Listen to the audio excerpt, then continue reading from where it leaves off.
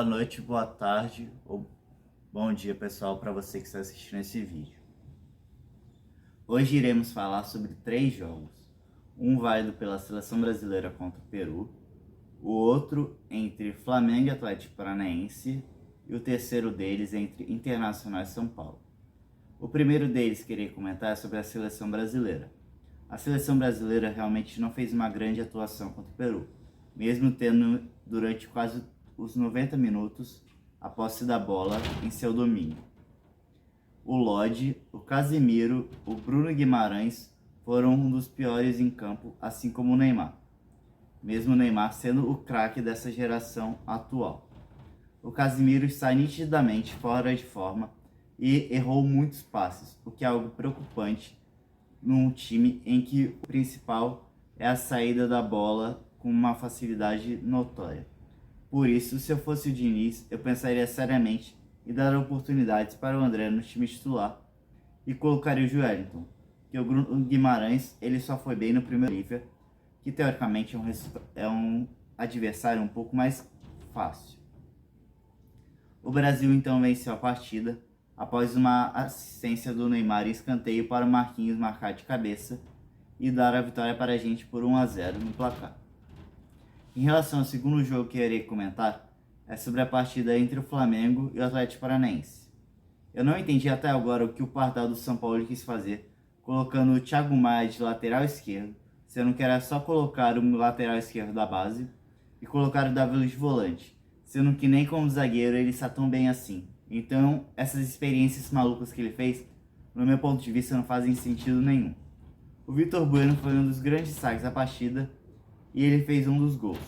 O outro gol foi marcado pelo Alex Santana e também pelo Kaká, que vem numa crescente muito grande e é uma grata surpresa até aqui, porque os torcedores do Furacão não esperavam que ele estivesse tão bem e ele está se consolidando cada vez mais como titular ao lado do Thiago Heleno.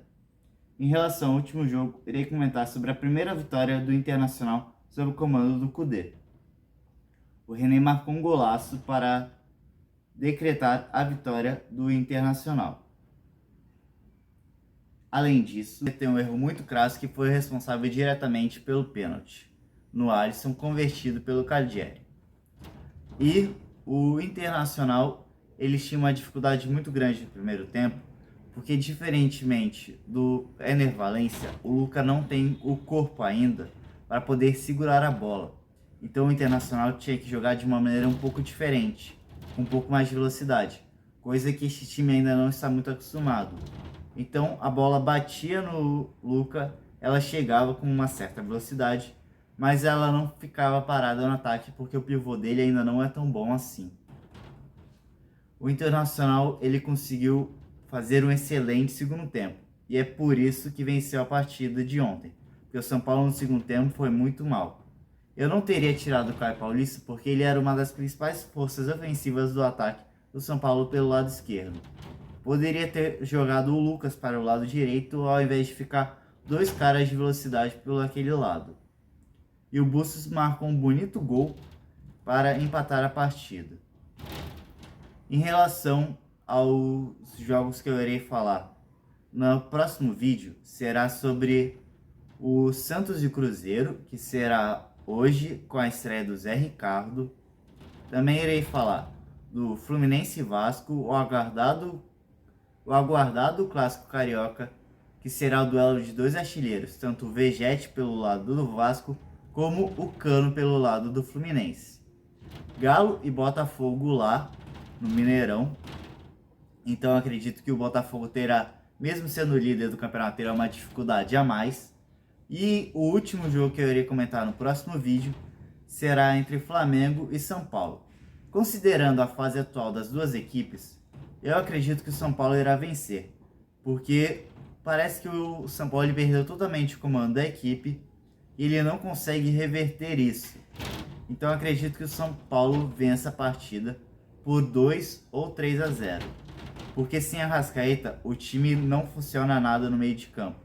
Eu não entendi o porquê ontem ele ter colocado o Vitor Hugo e não o Everton Ribeiro para fazer a função do Arrascaeta.